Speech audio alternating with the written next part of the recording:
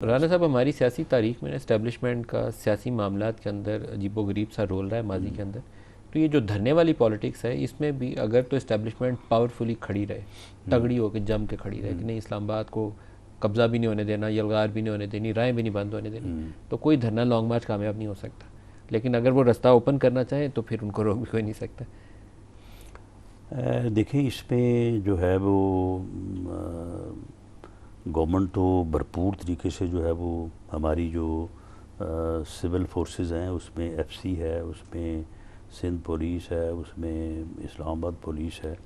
ہم نے تو اپنے تئیں پورا ان کا انتظام کیا ہوا ہے ان کو بھرپور طریقے سے طاقت سے روکنے کا.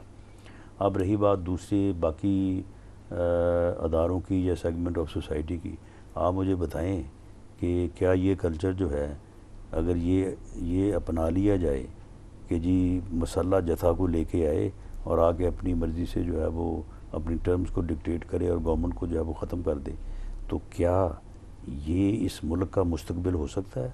یہ ریاست اس طرح سے قائم رہ سکتی ہے؟ اگر یہ ایسے ہو جاتا ہے تو کیا یہ آخری بار ہوگا؟ نہیں، یہ پھر بار بار ہوگا.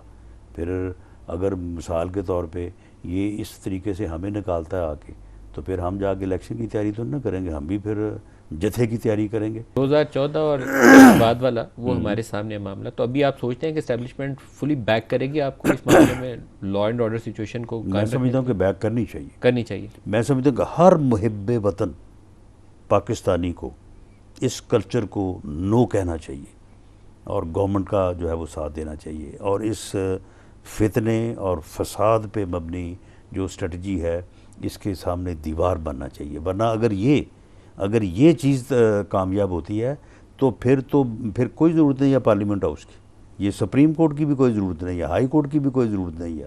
تو پھر تو بس ٹھیک ہے، جتھا جس کے پاس تگڑا جتھا ہوگا وہ حکومت کرے گا، دوسرا جو ہے وہ گھر جائے گا. کیا اس بات کا امکان موجود ہے کہ عمران خان کوئی ڈی چوک پہنچنے کی کوشش کریں یا ایسی صورتحال پیدا ہوئے اور عمران خان کو آپ کہیں کہ گرفتار کر لیتے ہیں؟ کچھ ایسا بھی سوچ ہے؟ نہیں، دیکھیں، اگر وہ کسی جتھے کی جو ہے وہ قیادت کر کے آتا ہے اور اس جتھے کے اوپر ہمیں جو ہے وہ آپریشن کرنا پڑتا ہے، تو ہماری یہ کوشش ہوگی کہ اس آپریشن کو شروع کرتے ہی یا شروع کرنے سے پہلے اس کو گرفتار کیا جائے. گرفتار کیا جائے.